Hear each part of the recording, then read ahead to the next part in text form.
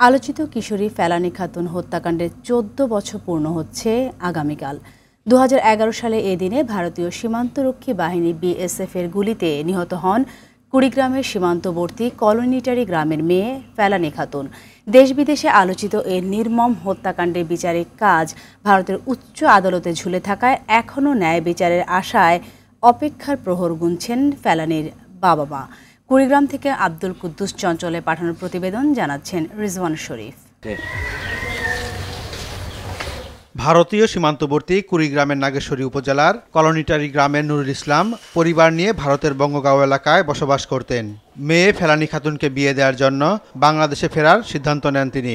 ২০১১ সালের ৭ জানুয়ারি ভোরে অনন্তপুর সীমান্তে কাঁটাতারের বেড়া অতিক্রমের চেষ্টা করলে ফেলানীকে গুলি করে বিএসএফ। ফেলানীর মরদেহ কয়েক ঘন্টা কাঁটাতারে ঝুলে থাকার দৃশ্য দেশ বিদেশের গণমাধ্যম সহ মানবাধিকার কর্মীদের মাঝে সমালোচনার ঝড় তোলে। মেয়ের মরদেহ ফিরে পেতে আহাজারি করতে থাকে পরিবার, স্বজন সহ স্থানীয়রা। বিশ্বজুড়ে সমালোচনার ঝড় উঠলে ঘটনার ২.৫ বছর পর বিএসএফের বিশেষ আদালতে ফেলানী হত্যার বিচার কাজ শুরু হয়। পরে অভিযুক্ত বিএসএফ সদস্য অমিয় ঘোষকে বেকসুর খালাস দেয় বিএসএফের বিশেষ আদালত। বিজিবির আপত্তিতে পুনর্বিচার কাজ শুরু হলে সেখানেও খালাস দেয়া হয় অভিযুক্তকে। এরপর ভারতীয় মানবাধিকার সুরক্ষা মঞ্চ উচ্চ আদালতে রিট পিটিশন দাখিল করে। কয়েক দফায় শুনানির দিন পিছালেও এখনও আদালতেই ঝুলে আছে পিটিশনটি। সরকার আমাদেরকে কিছুই করে নাই, বিচারও করে নাই, আমাদের পরিবারের যে দেখভাল উনি ওগুলোও করে নাই। কিন্তু এই যে নতুন সরকার আসছে, ওনার কাছে আমাদের আশা যে উনি আমার ফেলানির বিচারটাও করবে বা আমার পরিবারের যে দায়িত্ব উনি এটা নিবে। ফেলানির বিচারটা জানি আমরা পাই, আর সীমান্ত হত্যা জানি বন্ধ হয়। আর আমার ফেলানির যদি বিচারটা হয় তাহলে আর সীমান্তে এরকম পাখির মতো এরকম গুলি করে মারতে পারবে না ওরা। শেখ হাসিনা থাকতে তো অনেক আমরা কাম দেখাটিকে বলছি, শেখ হাসিনা কোনো আমাদের সাহারা দেয় নাই, খালি বলছেই যা, খালি বলছেই। আমি বলতে বলতে আছে ১৪টা বছর হয়ে গেছে গা, চোখের সামনে সে পাখির মতন গুলি করে মেরে ফেললো। আমি তার বিচার এখনও সঠিক পাই নাই। আজকে ১৪টা বছর আমি কান্দাকাটি করছি, ফেলানি বিচারটা পাবো। ওমেঘাসে কোনো তো শাস্তি হয় না এখনও। একটা মানুষ মারলে সে অপরাধী, তারও যেরকম মানুষ একটা মেরে ফেলে তাকেও একটা সর্বোচ্চ শাস্তি হওয়া উচিত। কিন্তু এখন তার কোনো শাস্তি হয় নাই, কিচ্ছু হয় নাই। এটা কোনো বিচার?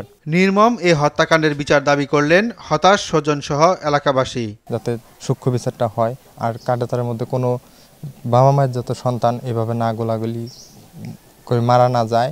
আমরা ভারতের বিএসএফদের জন্য ঘুমাইতে পারি না, বর্ডারে পুগলে গেলে গরু ছাগল গেলে আনতে পারি না। ভারতের বিএসএফরা রাত হলেই গোলাগুলি করে, দিনেই গুলি মারে, আশপাশে যেতে পারি না। এটার কারণ ফেলানির বিচার এখনও পাই নাই আমরা। ফেলানির হত্যা যদি বিচার হইতো তাহলে আমাদের উপরে এত অত্যাচার করা হতো না। ১৪ বছর হয়ে গেছে, ফেলানি হত্যার বিচার এখনো আমরা পাই নাই। ন্যায় বিচার ও সীমান্তের মানুষের সুরক্ষার জন্য মামলাটি দ্রুত নিষ্পত্তি হওয়া প্রয়োজন বলে মনে করেন এই আইনজীবী। ফেলানি হত্যাকাণ্ড হয়ে যাবার তো অনেকদিন হলো, বিচার ফেলানির বাবা পায়নি, যারা বিচারের জন্য আবেদন করেছিল ভারত রাষ্ট্র তারাও পায়নি। বিচারের জন্য ফেলানির বাবা ভারতীয় সুপ্রিম কোর্টে যে আবেদনটি করেছে, যে রিট পেন্ডিং রয়েছে, সেটি যদি নিষ্পত্তি হয় তাহলে শুধু ন্যায় বিচারই হবে তা না, ভবিষ্যতে আমি মনে করি যে ভবিষ্যতে আমাদের বর্ডার ম্যানেজমেন্ট সহ খুন খারাপি কমে আসবে। এই বিচারটা ভারতীয় কর্তৃপক্ষের ইতিবাচকভাবে দিতে কুণ্ঠিত হওয়ার কোনো কারণই নেই। কারণটা হচ্ছে যখন ন্যায় বিচার হবে তখন কিন্তু ভারতীয় নাগরিকরাও সুরক্ষা পাবে। শুধু বাংলাদেশের নাগরিকরাই সীমান্তে সুরক্ষিত হবে তা না, ভারতীয় নাগরিকরাও বিএসএফের হাত থেকে সুরক্ষিত হবে। বুলেট দিয়ে নয়, আইনের শাসন দিয়ে সীমান্ত সুরক্ষার দাবি সীমান্তবাসীর। রেজওয়ান শরীফ, RTV।